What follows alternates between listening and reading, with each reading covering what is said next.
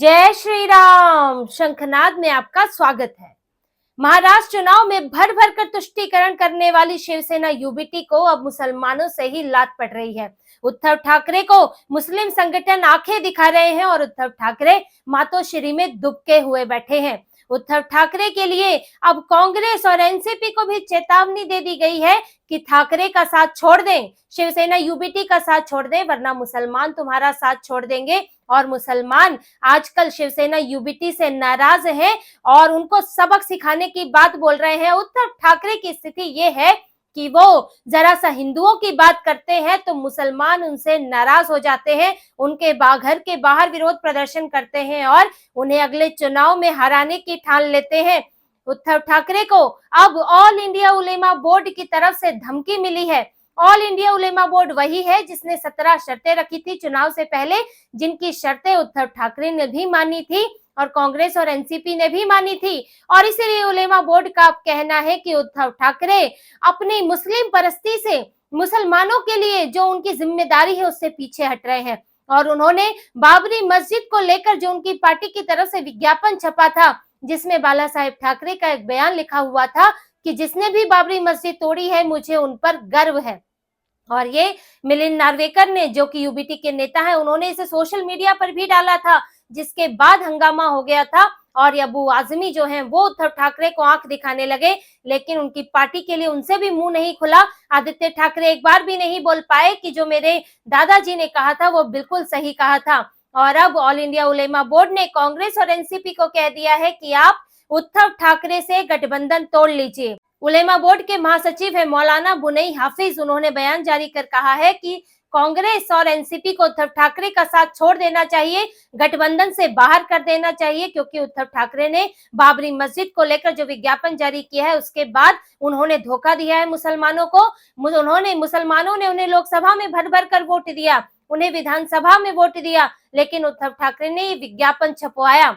हालांकि उद्धव ठाकरे ने तो क्या विज्ञापन छपवाया, उनके नेताओं ने विज्ञापन छपवाया। उद्धव ठाकरे तो इसके ना पक्ष में बोल पाए ना विरोध में, क्योंकि वो तो फंसे हुए हैं। आदित्य ठाकरे का बयान देख लीजिए, उन्होंने ये कहा कि अबू आजमी और सपा जो है वो भाजपा की बी पार्टी है, लेकिन उन्होंने बाबरी मस्जिद को गिराने पर कुछ नहीं कहा।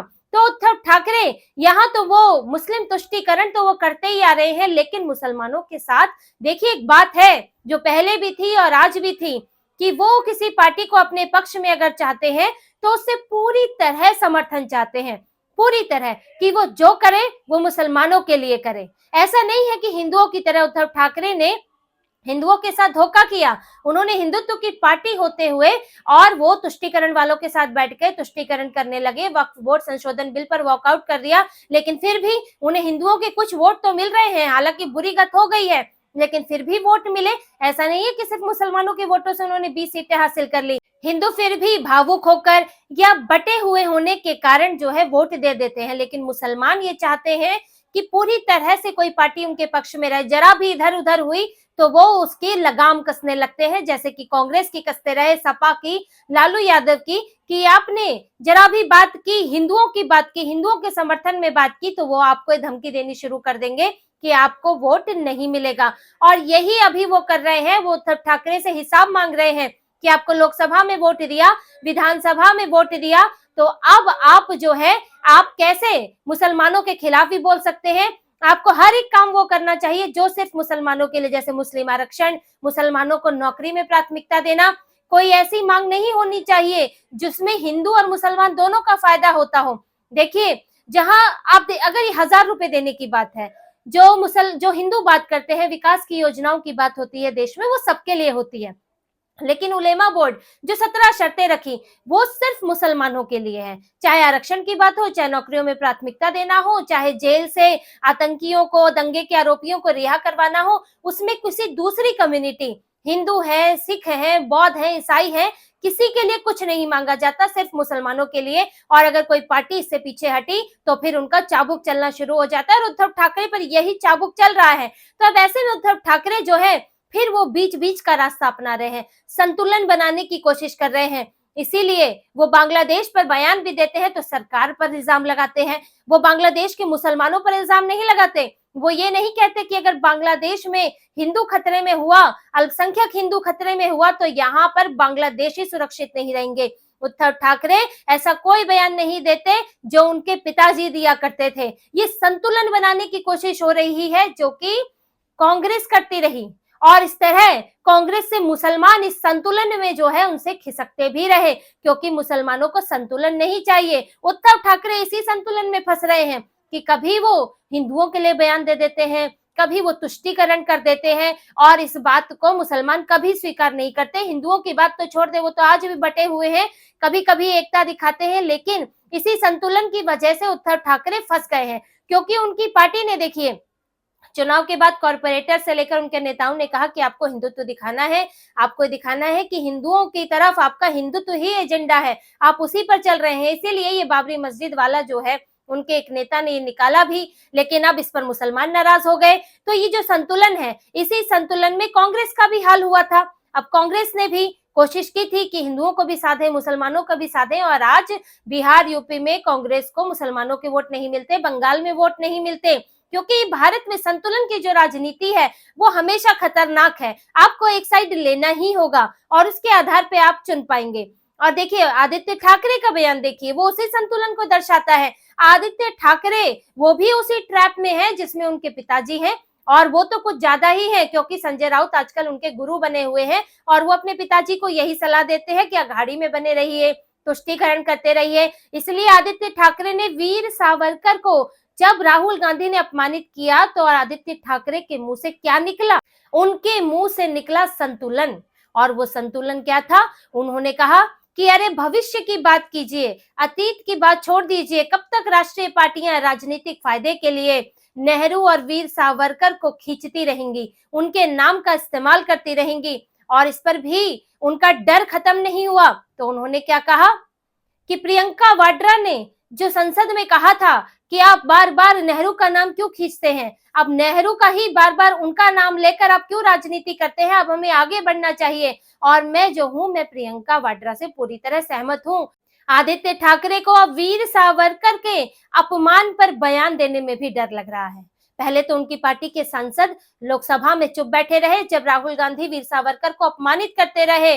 जो महाराष्ट्र के लाल हैं, धरती पुत्र हैं, वीर सावरकर जैसे महान नेता का राहुल गांधी ने अपमान किया और कहा कि वीर सावरकर ने माफी मांगी थी, अंग्रेजों के सामने झुक गए थे, समझौता कर लिया था। ऐसी ऐसी घटिया बातें कही जो वो पहले भी कहते रहे हैं, और अब तो उन्होंने सदन के पटल पर ये बात कही सबके सामने। उनका विरोध किया, श्रीकांत शिंदे ने विरोध किया। उन्होंने ये बताया कि राहुल गांधी, आपकी ही दादी ने कहा था कि वीर सावरकर जैसे सपूत देश में विरले ही पैदा होते हैं, और यहाँ तक कि उनके नाम पर स्टैंप मोहर भी जारी की थी, जो कोई छोटी मोटी बात नहीं है। राहुल गांधी को याद दिलाया गया, निशिकांत दुबे ने याद दिलाया कि इंदिरा गांधी ने कैसे सावरकर से जुड़े ट्रस्ट के लिए अपने निजी फंड से 11,000 रुपए दिए थे, उन पर डॉक्यूमेंट्री बनाई थी। तो राहुल गांधी बताएं कि क्या इंदिरा गांधी गलत थी, या वो इंदिरा गांधी से भी सहमत नहीं है? अब ये सब सवाल उठे तो राहुल गांधी ने तो चुप्पी साध ली, और वही जब यूबीटी के नेताओं को, सांसदों को खोजा गया तो सब वहां से गायब हो गए, और जो एक आध बचे थे वो मुंह नीचे किए, मुंह बंद किए बैठे हुए थे। और जब इस पर फजीहत होनी शुरू हुई, श्रीकांत शिंदे ने बोला कि क्या यूबीटी को राहुल गांधी का ये बयान मान्य है? और उसके बाद नीतीश राणे ने भी सवाल उठाया कि उद्धव ठाकरे बताएं, राहुल गांधी ने जो कहा क्या वो उससे सहमत है? तो मजबूरी में आदित्य ठाकरे को बयान देना पड़ा। उद्धव ठाकरे तो मातोश्री में आजकल छुपे हुए हैं, वो बाहर ही नहीं निकल रहे हैं। आदित्य ठाकरे सामने आ रहे हैं तो उनसे मीडिया ने पूछा तो उन्होंने बोल दिया। अब बोला तो अब डर तो ये लगा कि सिर्फ वीर सावरकर की बात करूंगा तो उधर मुसलमान नाराज हो जाएंगे, उनको और लगने लगेगा कि उद्धव ठाकरे तो अब जो है यूबीटी जो है पूरी तरह हिंदूवादी हो गई है, वीर सावरकर का समर्थन कर रही है। तो उन्होंने बीच में नेहरू भी घुसा लिया, जबकि नेहरू की आलोचना बाला साहेब ठाकरे भी करते रहे हैं और वीर सावरकर का समर्थन करते रहे हैं, जयकार करते रहे हैं। लेकिन आज आदित्य ठाकरे को सिर्फ नेहरू का नाम, सिर्फ सावरकर का नाम लेने में डर लग रहा है, और इसी डर में इन्होंने नेहरू का नाम लिया और साथ में प्रियंका वाड्रा के बयान को, उससे सहमति जताई। आप उनके भाई ने जो कहा, और उस पर उसके उनके भाई को जो लानत देनी चाहिए थी उसको छोड़ के आपने एक तरह से बहन का समर्थन करके कांग्रेस का समर्थन कर दिया। तो यही बीच की राजनीति है, संतुलन की राजनीति, जिसमें पार्टियां जो है वो गर्त के अंदर ही जाती हैं, क्योंकि आप ना घर के रहते हो ना घाट के रहते हो। कांग्रेस ने क्या किया था, देखिए कांग्रेस का राजीव गांधी क्या करते रहे, शाहबानो मामले में सुप्रीम कोर्ट का फैसला आया तो उसे पलट दिया।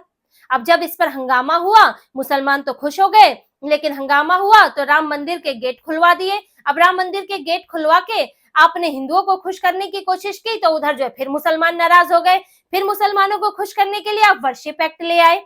तो ये पूरा चलता है। और जिसके बाद कांग्रेस का हाल ये हुआ कि जब बाबरी मस्जिद ढाई गई तो कांग्रेस को सबक सिखाने की बात होने लगी कि कपाट इन्होंने क्यों खुलवाए थे, राजीव गांधी की गलती है। और अलीगढ़ मुस्लिम विश्वविद्यालय से ये नारा चला कि कांग्रेस को सबक सिखाना है, और यही सबक सिखाते सिखाते आज यूपी बिहार से कांग्रेस गायब हो गई है। क्योंकि हिंदू जो हैं वो फिर भी आपके एक आध फैसलों पर आपका साथ दे देंगे, लेकिन मुसलमान नहीं देंगे। अगर आपने उनके खिलाफ एक भी बात कह दी, एक भी फैसला उनके खिलाफ ले लिया, तो ये जो संतुलन की राजनीति है उसमें पहले कांग्रेस फंसी, और कांग्रेस जो है वो मुसलमानों से, अब कांग्रेस जो है उसको और ज्यादा तुष्टीकरण करना पड़ता है मुसलमानों का वोट लेने के लिए। आज कितना गिड़गिड़ा रही है कि प्रियंका वाड्रा जो है वो फिलिस्तीन का बैग लेके आती है संसद में। ये सोचने वाली बात है कि आपको भारत के मुसलमानों को खुश करने के लिए सिर्फ उनकी बात नहीं करनी है, आपको दुनिया भर के मुसलमानों के लिए कहना पड़ेगा, उनका समर्थन करना पड़ेगा, चाहे वो सही हो रहा हो, गलत हो रहा हो, लेकिन आपको यहाँ तक कि बांग्लादेश के मुसलमानों का भी समर्थन करना पड़ेगा, तब भारत का मुसलमान खुश होगा। पूरी होड़ लगी है मुसलमानों के लिए, लेकिन वो तो टेक्निकल वोटिंग करते हैं, जहां उन्हें लगता है कि जो बीजेपी को हरा सकता है उसको ही वोट देते हैं, और फिर भी सारी पार्टियां उनके कदमों में बिछी रहती हैं। अब उद्धव ठाकरे के पास भी उनकी भी यही हालत है, किसी संतुलन की राजनीति के ट्रैप में वो फंस रहे हैं, तो अब उनको और गिरना पड़ेगा। देखिए अब मुसलमानों ने चेतावनी देनी शुरू कर दी। उद्धव ठाकरे ने थोड़ा थोड़ा हिंदुत्व दिखाने की कोशिश की, क्योंकि पार्टी का दबाव था, विधायकों कॉर्पोरेटर्स का दबाव था, तो उन्होंने कोशिश की कि मैं थोड़ा हिंदुत्व दिखाऊं, बांग्लादेश के बारे में बोलूं, यहाँ पर मैं बाबरी मस्जिद के बारे में बोलूं। लेकिन अब जैसे ही चाबी कस दी गई है, लगाम कस दी गई है, तो उद्धव ठाकरे आने वाले दिन में बड़ा तुष्टीकरण करते दिखने वाले हैं, क्योंकि उन्हें उम्मीद है कि बीएमसी में उन्हें मुसलमानों से वोट मिलेगा। उद्धव ठाकरे भ्रम ना पाले कि वो सपा और राजद बन जाएंगे, क्योंकि देखिए सपा और राजद के साथ ये है कि एक हिस्सा हिंदुओं का उनके साथ है, उन्हें वो वोट मिलता ही मिलता है। और यादवों की राजनीति, ओबीसी की राजनीति शुरू से ही वो करते रहे हैं, और इसीलिए उनका वो वोट है वो आज भी इंटैक्ट है। क्योंकि अभी भी यादवों को समझने में वक्त लगेगा कि वो यादवों के अलावा हिंदू भी हैं, अभी वो उससे बाहर ही नहीं निकल पाए हैं अपने जातिगत व्यवहार से। और इसीलिए सपा के अखिलेश यादव, क्योंकि वो जानते हैं कि कुछ भी हो जाएगा, चाहे यहाँ नरसंहार की स्थिति आ जाए हिंदुओं की, यादव जो है उन्हें वोट देंगे ही। और इसलिए वो संभल में वो मंदिरों का विरोध करते, मंदिर मिलने पर कहते हैं कि आप जो है आप सौहार्द खोद रहे हैं, आप सौहार्द खत्म कर रहे हैं, आप 46 साल पुराना मंदिर मिला है उस पर खुशी नहीं जताते। और यहाँ राजद में उनके नेता कहते हैं मंदिर जाना पाखंड है। कैसे कह पाते हैं? क्योंकि उन्हें पता है कि यादव रूपी हिंदू जो है वो उनको वोट देंगे ही देंगे, और मुसलमान तो देंगे ही। तो ये बात है। लेकिन यह महाराष्ट्र में नहीं है ऐसा कि उद्धव ठाकरे को हिंदुओं से गद्दारी करने के बाद भी हिंदुओं का वोट मिल जाए, और अगर वो हिंदुओं की बात करेंगे तो उन्हें मुसलमानों का वोट मिल जाए, ये संभव नहीं है। इसलिए उद्धव ठाकरे का हाल कांग्रेस जैसा होने वाला है कि कांग्रेस जिस तरह यूपी से खत्म हो गई, बिहार से खत्म हो गई, बंगाल से खत्म हो गई, अब यहाँ पर उद्धव ठाकरे खत्म होने वाले, उनका राजनीति खत्म होने वाली है। क्योंकि वो इसी तरह से ढुलमुल रवैया, बीच बीच की राजनीति करते रह जाएंगे, और उनके हाथ में ना तो हिंदू रहेंगे ना मुसलमान रहेंगे, और आखिर में उद्धव ठाकरे का हाल ठन ठन गोपाल होने वाला है। और अगर यही हाल रहा तो फिर इनके सांसद विधायक भी जाने वाले हैं, क्योंकि कोई अंतिम सांस तक खुद को बर्बाद करके उद्धव ठाकरे के साथ नहीं रहेगा। लेकिन स्थितियों में सुधार की संभावना कम है, क्योंकि इनके रिंग मास्टर संजय राउत अब भी वो उद्धव ठाकरे और आदित्य ठाकरे को चला रहे हैं, और इनको पूरी तरह इनका राजनीतिक भविष्य खत्म करके ही वो चैन लेने वाले हैं। तो इसी तरह की और खबरें और विश्लेषण आपके लिए लाते रहेंगे। हमसे जुड़े रहिए, सब्सक्राइब कीजिए, कमेंट कीजिए। बहुत बहुत धन्यवाद। जय श्री राम।